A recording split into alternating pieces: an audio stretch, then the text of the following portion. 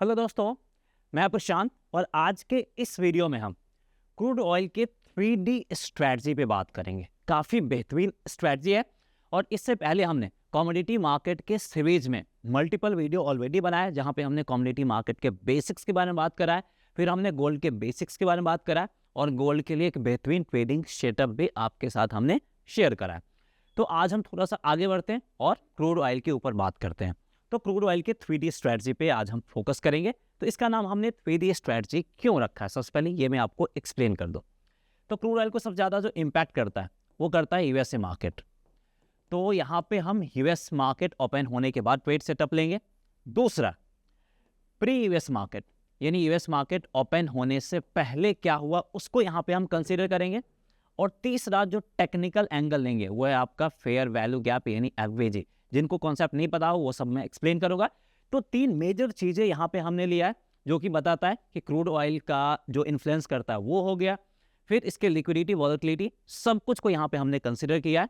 इसी के लिए इसका नाम हमने 3D स्ट्रैटेजी रखा है। तो काफ़ी बेहतरीन स्ट्रैटेजी है। लेकिन उससे पहले आप में से बहुत सारे लोगों का क्वेरीज था कि सर क्रूड ऑयल का जो बेसिक है वो हमें क्लियर नहीं है। तो चलिए सबसे पहले क्रूड ऑयल के बेसिक्स को कवर करते हैं, उसके बाद हम इस स्ट्रैटेजी पे करेंगे डिटेल से बात। तो सबसे पहले यहाँ पे हम बात करते हैं बेसिक्स में कि कौन कौन सा फैक्टर है जो क्रूड ऑयल के प्राइस को इन्फ्लुएंस करता है, वो भी इंडिया में। लेकिन उससे पहले जिनको नहीं पता है कि क्रूड ऑयल होता क्या है, बेसिकली आपका एक एसेंशियल कमोडिटी है। विदाउट इसके हमारा लाइफ बहुत ज़्यादा डिफिकल्ट हो जाएगा। तो क्रूड ऑयल बेसिकली आपका एक रॉ मटेरियल है जिससे आपका पेट्रोल बनता है, डीजल बनता है, एलपीजी बनता है और एविएशन के लिए जो भी फ्यूल इस्तेमाल होता है, चाहे एरोप्लेन में हो, हेलीकॉप्टर में हो, तो वो सारा का सारा किससे बनता है? क्रूड ऑयल से बनता है। तो क्रूड ऑयल आपका एक रॉ मटेरियल है जो कि बहुत सारे फ्यूल को ये बनाता है। तो इसके बिना कोई भी फ्यूल नहीं बन पाएगा और इसके बिना जो हम डेली लाइफ में एक जगह दूसरी जगह ट्रैवल करते हैं वो भी बहुत मुश्किल हो जाएगा। तो इसलिए ये एसेंशियल कमोडिटीज़ में आते हैं जिसका इस्तेमाल हम डेली लाइफ में करते हैं। तो अब रही बात क्या क्या फैक्टर है जो कि क्रूड ऑयल के प्राइस को इंडिया में इन्फ्लुएंस करता है और वो कितना सेंसिटिव है, वो भी यहाँ पे हमने मार्क करके रखा है। तो सबसे पहला, ग्लोबल लेवल पे ब्रेंट ऑयल होता है और WTI होता है। ब्रेंट हो गया और WTI हो गया। तो WTI ज़्यादा इंडिया के प्राइस को इन्फ्लुएंस करता है। तो WTI के प्राइस में अगर इंक्रीज होता है, प्राइस ऊपर जाता है, तो इंडिया में भी क्रूड ऑयल का प्राइस आपका ऊपर जाएगा। WTI का प्राइस अगर घटता है तो इंडिया में भी क्रूड ऑयल का प्राइस आपका घटेगा। ठीक है, तो WTI डायरेक्टली इन्फ्लुएंस करता है। और सेंसिटिविटी की बात करें तो जो 5 स्टार है उसमें से 5 स्टार इसको हम दे सकते हैं क्योंकि बहुत ज़्यादा इन्फ्लुएंस करता है। दूसरे नंबर पे आता है USD INR का जो एक्सचेंज रेट है, ये इन्फ्लुएंस करता है। ये कैसे इन्फ्लुएंस करता है ये आपको समझने की ज़रूरत है। तो सबसे पहले क्रूड ऑयल का जो ट्रेड होता है वो डॉलर में होता है। तो अभी जो क्रूड ऑयल का रेट है वो है आपका $60 पर बैरल और एक बैरल में लगभग आता है आपका 160 लीटर के आसपास। तो ये सब हमने थोड़ा सा अप्रॉक्सीमेट डेटा लिया है। तो $60 पे अगर करता है इंडिया तो उसको मिलता है 160 लीटर ऑफ क्रूड ऑयल। ठीक है, अब अगर यहाँ पे क्रूड ऑयल का प्राइस इंक्रीज हो जाता है, इंक्रीज होके $80 हो जाता है, दैट मीन्स टू हमें वही 160 लीटर ऑफ क्रूड ऑयल कितने मिलेगा? 80 लीटर मिलेगा। दैट मीन्स टू WTI का प्राइस अगर इंक्रीज हुआ तो हमें यहाँ पे ज़्यादा रुपया पे करना पड़ा, इसलिए इंडिया में भी क्रूड ऑयल का प्राइस बढ़ जाता है। अब हम बात करते हैं USD INR यानी इंडियन करेंसी के रूप में ये कैसे हमें इन्फ्लुएंस करता है। तो अब यहाँ पे मान के चलते हैं कि क्रूड ऑयल का प्राइस $60 पर बैरल है, यानी $60 में हम 160 लीटर खरीदेंगे। लेकिन $1 में जो रुपया का वैल्यू है वो है 80। ठीक है, तो अभी हम किस रेट पे खरीद रहे हैं? तो अभी हमें 160 लीटर खरीदने के लिए कितना पे करना होगा? 80 × 60 दैट मीन्स टू 4,800 रुपीज़ पे करना होगा 160 लीटर ऑफ क्रूड ऑयल खरीदने के लिए। लेकिन अगर यहीं पे रुपया डिप्रिसिएट कर जाता है, दैट मीन्स टू अगर $1 का वैल्यू यहीं पे 90 हो जाता है, तो अब मुझे कितना पे करना होगा 1 बैरल खरीदने के लिए? 90 × 60 दैट मीन्स टू 5,400।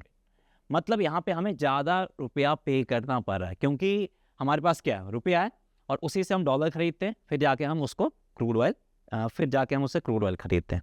तो अगर रुपया डेप्रिसिएट कर रहा है दैट मीन्स टू यहाँ पे हमें ज़्यादा रुपया पे करना पड़ रहा है same amount of crude oil खरीदने के लिए। तो इसी के लिए जब भी रुपया एप्रिसिएट या फिर डेप्रिसिएट करता है तो वो इंडिया में क्रूड ऑयल को डायरेक्टली इन्फ्लुएंस करता है। इतना समझ में आ गया। इसके बाद आ जाते हैं ओपेक प्रोडक्शन डिसीजन। अब ओपेक क्या है? ओपेक बेसिकली आपका एक ग्रुप ऑफ कंट्रीज है जो कि ऑयल के प्रोडक्शन में इन्वॉल्व है, जो कि क्रूड ऑयल के प्रोडक्शन में इन्वॉल्वमेंट है। इसमें से यूएसए और रसिया बाहर है, बाकी जो भी कंपनी है, सऊदी, कतर, जो भी आपका ईरान, सब के सब ओपेक ग्रुप के मेंबर है। तो ओपेक एक यूनिनमस डिसीजन लेता है कि कब क्रूड ऑयल के प्रोडक्शन को इंक्रीज करना है और कब क्रूड ऑयल के प्रोडक्शन को डिक्रीज करना है। तो क्रूड ऑयल का प्रोडक्शन अगर इंक्रीज होता है that means to supply market में ज़्यादा आ गया, उससे क्या होगा, क्रूड ऑयल का जो प्राइस है वो नीचे जाएगा। और अगर क्रूड ऑयल का प्रोडक्शन डिक्रीज होता है दैट मीन्स टू जो सप्लाई है वो कम करा गया, इसका मतलब क्या है कि प्राइस जो है वो इंक्रीज होगा। तो ओपेक का जो प्रोडक्शन डिसीजन है, प्रोडक्शन इंक्रीज करे या डिक्रीज करे, वो भी क्रूड ऑयल के प्राइस को इम्पैक्ट करता है, लेकिन इस दो के जितना इम्पैक्ट नहीं करता, लेकिन वो भी एक इम्पैक्ट करता है। तीसरा, यूएस और चाइना में डिमांड और इन्वेंट्री, यानी यूएस और चाइना में जो क्रूड ऑयल का इन्वेंट्री है उसमें इंक्रीज हुआ या फिर डिक्रीज हुआ है, चाइना में जो क्रूड ऑयल का डिमांड है वो इंक्रीज हुआ है या फिर डिक्रीज हुआ है, उसके ऊपर भी क्रूड ऑयल का प्राइस बहुत ज़्यादा इन्फ्लुएंस होता है। और ये दोनों क्या करता है, मार्केट के सेंटिमेंट और ट्रेंड को डिसाइड करता है। अगर हम बात करें यूएस का क्रूड ऑयल का इन्वेंट्री का डेटा वीकली बेसिस पे आता है, यानी हर एक थर्सडे को 7 to 8 PM के बीच में आता है, 7:30 के आसपास आता है। और उसके बाद एक इमीडिएट जर्क रिएक्शन देखने को मिलता है और वहाँ से मार्केट में एक शॉर्ट टर्म ट्रेंड और सेंटिमेंट आता है। तो क्रूड ऑयल के लिए ट्रेंड और सेंटिमेंट ओपेक का जो प्रोडक्शन डिसीजन है ये लेके आता है, और यूएस और चाइना का जो डिमांड और इन्वेंट्री है वो लेके आता है।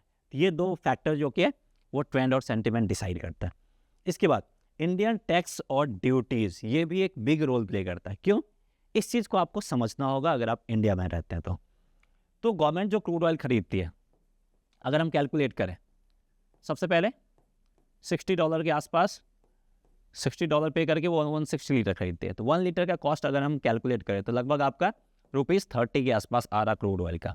अब सारा कुछ रिफाइनिंग फलाना ढिकाना सब कुछ मिला के लगभग आपका कितना होता है, 40 से 45 रुपये पड़ते हैं 1 लीटर पेट्रोल की अगर हम बात करें तो। लेकिन इंडिया में मिलता कितने पे है, लगभग 90 to 100 रुपीज़ मिलता है। क्यों मिलता है? क्योंकि पूरा का पूरा क्या है, टैक्स और ड्यूटीज़ लगाया गया है। कुछ टैक्स सेंट्रल गवर्नमेंट का रहता है, कुछ टैक्स स्टेट गवर्नमेंट का रहता है। इसलिए जो पेट्रोल और डीजल का प्राइस है हर एक स्टेट में आपको डिफरेंट देखने को मिलेंगे। तो ये कैसे इन्फ्लुएंस करता है? अगर टैक्स और ड्यूटीज़ इंक्रीज कर दिया गया दैट मीन्स टू पेट्रोल का प्राइस ऊपर या नीचे होगा तो वो क्रूड ऑयल के प्राइस को भी इम्पैक्ट करेगा, और टैक्स और ड्यूटीज़ घटाया गया तो वो भी इम्पैक्ट करता है। इसके अलावा जियो पॉलिटिक्स जो ऑयल रीजन में होता है, यानी जो बेसिकली गल्फ कंट्रीज है, वहाँ पे अगर कुछ वॉर हो गया या फिर कुछ पॉलिटिकल अनस्टेबिलिटी आ गया तो वो भी इमीडिएट बेसिस पे क्रूड ऑयल के प्राइस को इन्फ्लुएंस करता है।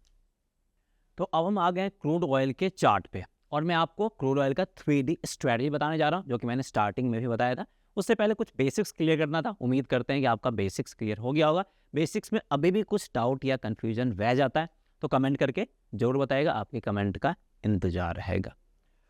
तो अब यहाँ पे हमें क्या करना, 3D स्ट्रैटेजी है। तो सबसे पहले हमारा ट्रेड सेटअप कब बनेगा, जब यूएस मार्केट ओपन हो जाएगा। तो यूएस मार्केट ओपन कितने बजे होता है, 7 PM के करीब होता है। तो हमारा जो ट्रेड सेटअप बनेगा वो 7 PM के करीब बनेगा या फिर उसके बाद बनेगा। पहला पॉइंट ये चीज ध्यान रखना। दूसरा हमने क्या यहाँ पे बताया था, प्री यूएसए मार्केट। अब प्री यूएसए मार्केट में हमें क्या करना है, हाई एंड लो को मार्क करना। यानी यूएस मार्केट ओपन होने से पहले क्रूड ऑयल ने जो भी हाई और लो बनाया उसको मार्क कर लेना। अब हमारा कम्युनिटी मार्केट ओपन कितने बजे होता है, 9 AM के करीब ओपन होता है और 7 PM। तो इस टाइम पीरियड में हमें हाई एंड लो को मार्क करना है। तीसरा स्टेप हम एफवीजी पे आएंगे, पहले इस दो को कर लेते हैं। तो देखिए 9 AM का मार्केट ओपन हो गया और 7 PM के आसपास ये कैंडल बन गया, ठीक है। तो अब हमें क्या करना है, इससे पहले का हाई ये हो गया हमारा हाई, और इससे पहले का लो की अगर हम बात करें तो जहाँ पे ओपन हुआ था वही लो बना। तो हाई एंड लो को हमने मार्क कर दिया। और यहाँ पे हम टाइम फ्रेम कौन सा ले रहे हैं? Hourly time frame. सबसे पहले आवरली टाइम फ्रेम में हम क्या मार्क करेंगे? हाई एंड लो को मार्क करेंगे। ठीक है, कब? 7 PM से पहले, यानी 9 AM टू 7 PM के बीच में क्रूड ऑयल ने जो भी हाई बनाया है और जो लो बनाया है उसको यहाँ पे हम मार्क करेंगे। उसके बाद सीधे हम चलेंगे 5 मिनट टाइम फ्रेम वाले चार्ट में। ठीक है, और यहीं पे हमारा क्या लेना है? ट्रेड सेटअप लेना है। तो यहाँ पे हमने 2 स्टेप कंप्लीट कर लिया। सबसे पहला जो यूएस मार्केट ओपन होने के बाद ट्रेड सेटअप लेना, वो अगले स्टेप पे आएंगे। दूसरा स्टेप यहाँ पे हमने कंप्लीट कर लिया, प्री ओपन वाला, यानी यूएस मार्केट ओपन होने से पहले जो हमें स्टेप कंप्लीट करना था वो यहाँ पे हमने कंप्लीट कर लिया। तीसरा एफवीजी, यानी अब फर्स्ट और थर्ड स्टेप रह गया, जो कि हम 5 मिनट टाइम फ्रेम वाले चार्ट पे चल के फिनिश करेंगे। तो अब देखिए, जो हमने हाई एंड लो मार्क किया था वो यहाँ पे हमने पहले से ही मार्क कर रखा है।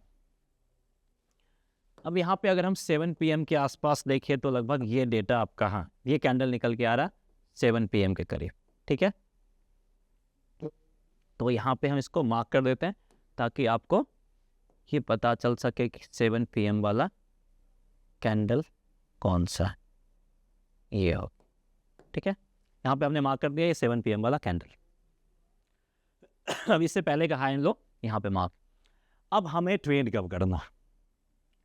मार्केट जब डेज लो के करीब आए या फिर डेज हाई के करीब आए, तभी यहाँ पे हमें ट्रेड लेना।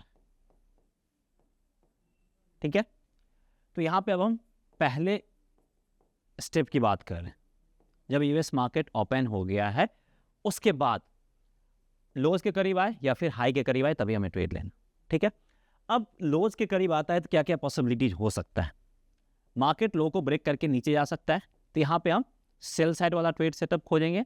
यहाँ से रिवर्सल ले सकता है तो बाई साइड वाला ट्रेड सेटअप खोजेंगे। जब मार्केट हाई के करीब आएगा, यहाँ भी 2 पॉसिबिलिटीज है, हाई को ब्रेक करके ऊपर जा सकता है, ऊपर जाता है तो बाई साइड वाला ट्रेड सेटअप, और यहाँ से अगर रिवर्सल लेता है तो सेल साइड वाला ट्रेड सेटअप। और ये जो हमने लिया है वो 9 अक्टूबर 2025 का हाई एंड लो हमने मार्क करा है।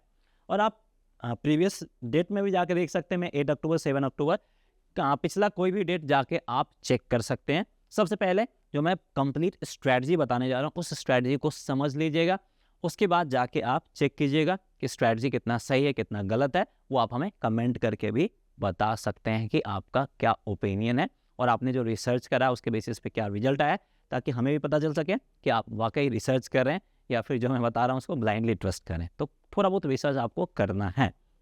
ठीक है, तो अब हमें पता चल गया कि मार्केट अगर आपका डेज हाई के करीब आता है या डेज लो के करीब आता है तो हमें यहाँ पे ट्रेड सेटअप मिलेगा ही मिलेगा, चाहे बाई साइड वाला हो या फिर सेल साइड वाला हो, एक ना एक ट्रेड सेटअप मिलेगा ही। इसके बीच में ही रह जाता तो नहीं मिलेगा। मार्केट आपका इसके लो को ब्रेक करा है लगभग 9:20 PM के करीब। ठीक है, इसको थोड़ा सा हम इधर कर लेते हैं। 9:20 PM के करीब ब्रेक करा है और ब्रेक करने के साथ ही इसने क्या बनाया है? फेयर वैल्यू गैप का फॉर्मेशन करा। ये कैंडल है, ये लो है और अल्टरनेट कैंडल का हाई। तो फेयर वैल्यू गैप बनता कैसे? सबसे पहले ये डाउन ट्रेंड है तो इसी में आपको बता देता हूँ। ये आपका एक रेड कैंडल का फॉर्मेशन करा, फिर यहाँ पे एक और रेड कैंडल का फॉर्मेशन हुआ, फिर एक तीसरा इसी तरीके का रेड कैंडल का फॉर्मेशन हुआ। तो अल्टरनेट कैंडल का हाई एंड लो मार्क कर लीजिए, बीच में गैप दिख रहा है, इसी को हम लोग बोलते हैं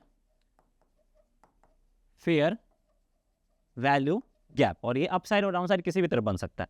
फॉर एग्जांपल अगर हम अप साइड की तरफ लेते हैं, ये एक कैंडल बना, उसके बाद अगला कैंडल ये बन गया, उसके बाद अगला कैंडल ये बन गया। तो इस कैंडल और इस कैंडल के बीच में अगर गैप बनता है तो ये फेयर वैल्यू गैप कहलाता है। कई बार क्या होता है, गैप नहीं बनता है, जैसे इस कैंडल का लो अगर यहाँ पे आ जाता है तो देखिए इसके बीच में कोई गैप है नहीं है। वैसे ही अगर इस केस में बात करें,